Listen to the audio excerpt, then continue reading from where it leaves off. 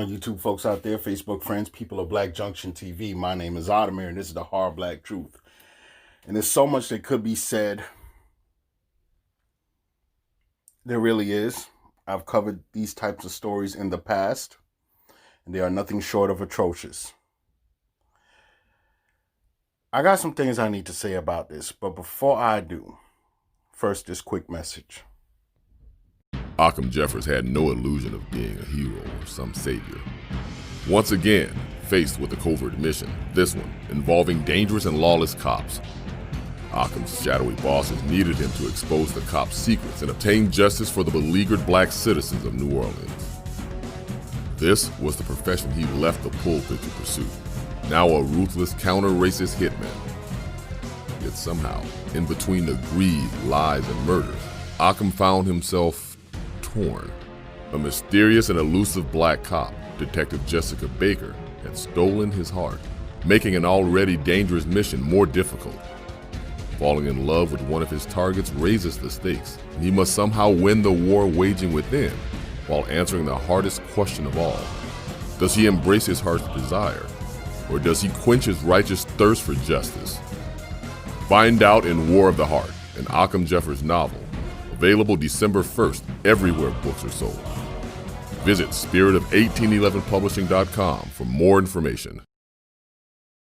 All right. That's Brother Josiah Starr with his upcoming novel. I tell you what, guys, I have had the opportunity to read a little some of it, and I like it. I really do. And I would suggest you guys, if you are about supporting black authors, black fictional authors as well, I suggest you go ahead and tune into this. Make this your business to have this as part of your holiday gift basket for folks.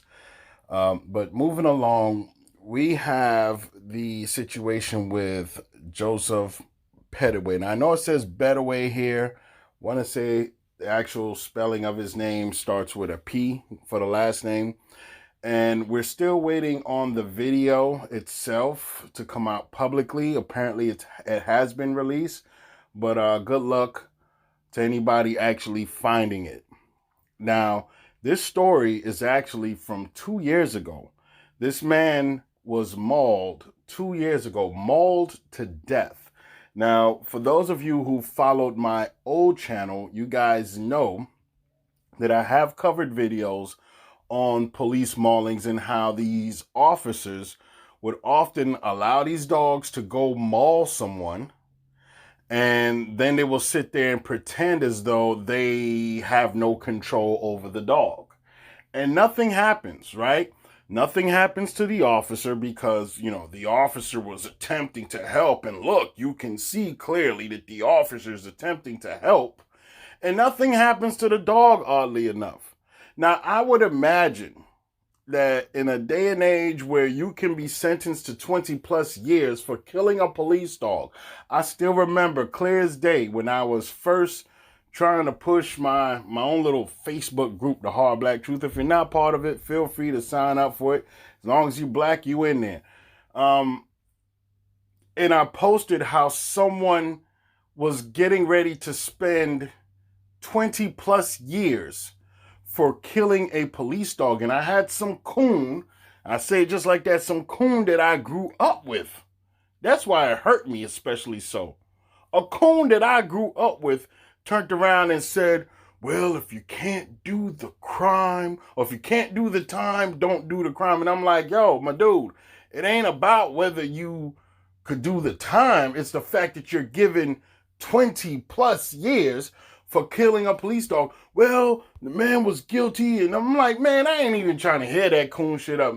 Matter of fact, the brother ended up leaving my group and talking about, you only have 1,000 members. And, right now we're sitting at 6,000. It has been so for quite some time. It is what it is. It was just a flashback. I'm sorry, guys. But the idea, the fact that black people are still dealing with this, you would have thought that this was something from old slavery antebellum days, or during the civil rights movement where they really didn't give a damn, but they still don't give a damn. Let me not leave you with any illusions here. They didn't give a damn about us then. They don't give a damn about us now. But the idea that they're using these dogs in such manner, and the idea that these dogs aren't trained. All of a sudden, the dog latches on to a black man, and all of a sudden, it isn't trained anymore. It can't follow a command anymore. Why is this animal still on the force? Like, the dog should be put down. The dog is clearly a threat to everyone around it. The dog should be put down. And I full 100% advocate for that. I know it's not a popular thing to say when we live in a world where, some folks want to claim that animals should have every much amount of rights as a human does.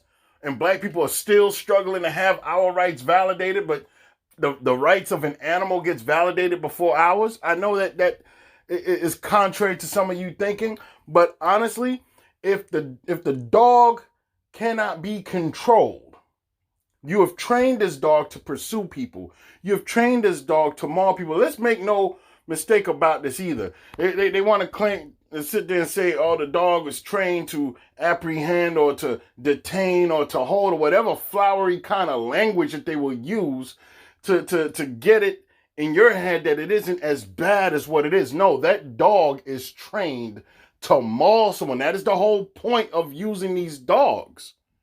I've seen situations where police officers shoot other folks' dogs for merely the hint of a threat of being bitten. But we as civilians are supposed to just sit back and allow this to take place. Story goes on to say Joseph Lee Pettaway, 51, was killed in July of 2018. So this story is well over 2 years old. In Montgomery, Alabama, after a neighbor called the police on him as he was heading into his mother's home, wrongly claiming Pettaway was an intruder. So imagine this. Imagine you're heading to Mama! You're heading home where you probably grew up. And someone calls the police on you because they may have never seen you before, because, they don't associate with you, but they see a black person in someone's home and they get concerned. So they call the police.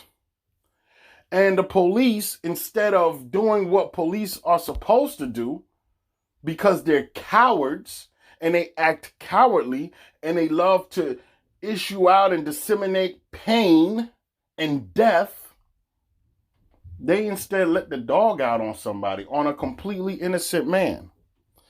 New documents revealed this week said that the family has successfully subpoenaed body camera footage of the incident. Meanwhile, the Montgomery Police Department had previously refused to confirm that the footage existed. So imagine this. This has been 2 years that you have tormented this family instead of just owning up to the bull crap that they had to deal with.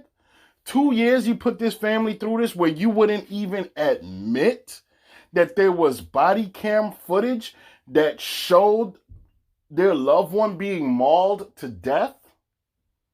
And see, this is the whole thing when it comes to body cameras, right? Because we're led to believe that Obama made a great big push for body cameras, right? So everybody in this nation wears body cameras, and then you find out that there are so many laws in place. The police basically turned around and said, or Obama or whoever, they basically turned around and said, we'll let these police officers wear these body cameras, but we're going to create institutions where certain police officers won't have to wear them, i.e. like the Breonna Taylor situation. And that's a whole bunch of rubbish now, isn't it? And situations like this where the body camera footage exists, but it takes almost a literal act of Congress just to be able to have access to it, just to be able to have access to the final minutes of your son's life. And they have captured footage of it, and you have to go through all kinds of hoops and hurdles just to get that footage? No, the American people pushed the demand to have you officers wear that footage. It shouldn't be that difficult. And this idea about it will make the police officer's job that much harder. No, it won't. No, it won't. Now, unless their intention is to continue to maim and kill us, well, yeah, that'll make your job much more difficult. And that's the whole point. It makes no sense that they would refuse refuse to admit that such footage even existed. And I will have a link posted in the description from the article which I got this from, but it goes on to say that the video of the incident is said to be damning in the documents, but the city of Montgomery has announced that they will be fighting against its release. So now you have a city who has decided that, after 2 years of trying to play it down or pretend it didn't exist, now that it's come out that it does exist, they still fight it. And the city attorney said that the bloody and graphic images of the video will provide a sensationalistic view of the incident for jurors. You know what?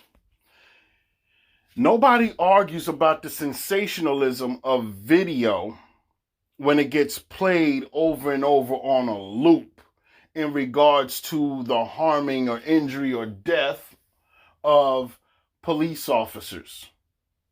But when it comes to the people that police officers are supposed to serve and protect, all of a sudden we can't do this. So imagine this. Imagine, I'm trying to picture being the mother of this man. 51 years old. My son dies. I can speak on it from a father's perspective. My son dies. Now I find out he died because he bled to death. I find out he bled to death because someone called the police on him as he was trying to get into my home, and the dog mauled him to death. Now my first thoughts are, where the hell were the police officers?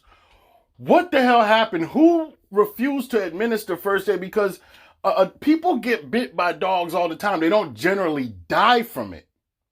Okay? So I have all this going on in my mind. Nobody's answering to this. The police officer's still on the beat. The dog is still, no one's talking about where this dog is at. Probably living somewhere comfortably. Me personally, the first thing I'll be looking to see is to make sure that that officer is charged with something and to make sure that that damn dog is put down. Lethally inject that goddamn rover and make sure it passes out peacefully. As long as it's dead, I don't care. But then when I sit here and try to ask for information because no one's forthcoming with anything, you're constantly telling me that there is no video, the video isn't there, there is no video. You won't even admit to me that the video is there. You won't even admit to me what I know as a grown adult.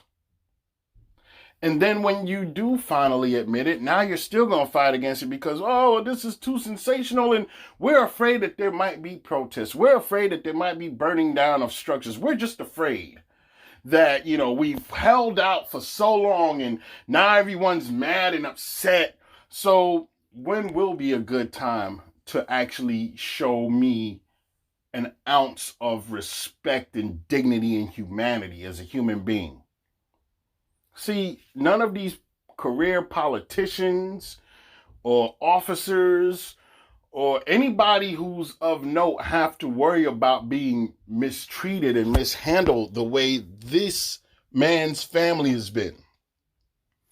And I dare say that no one that isn't black would ever really be able to share with you a story on how they had a loved one who was mauled to death. But these type of things only seem to happen to black folks, and you guys wonder why.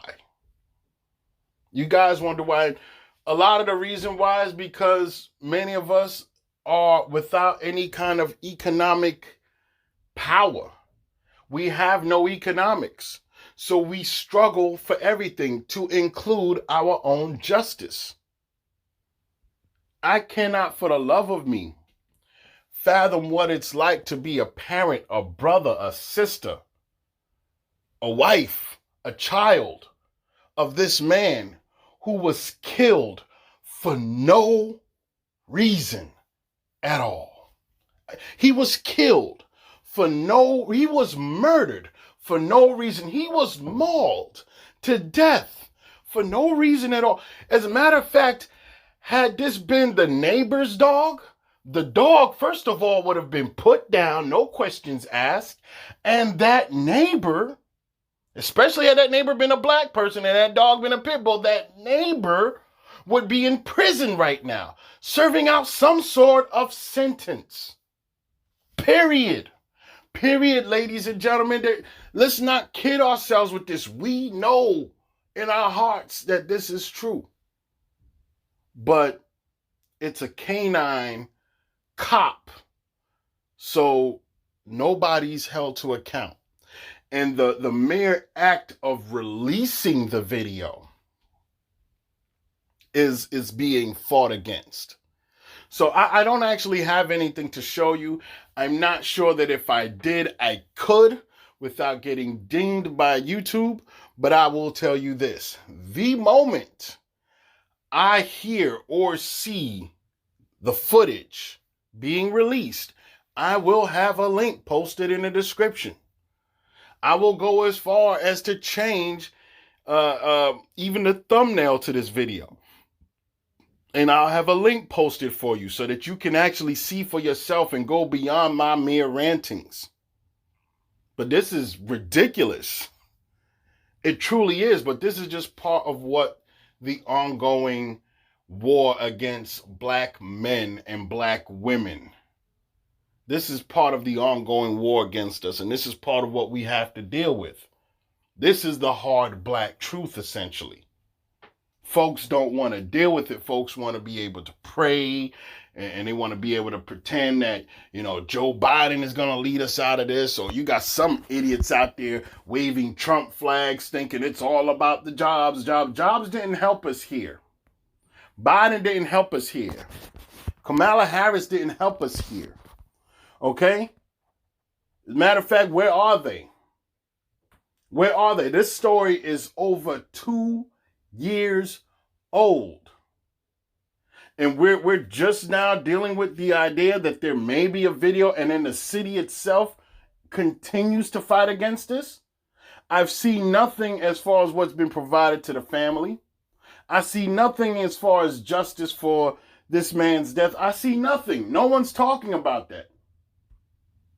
So you guys let me know how you feel about this situation. My name is Adamir. Holla at me. Peace.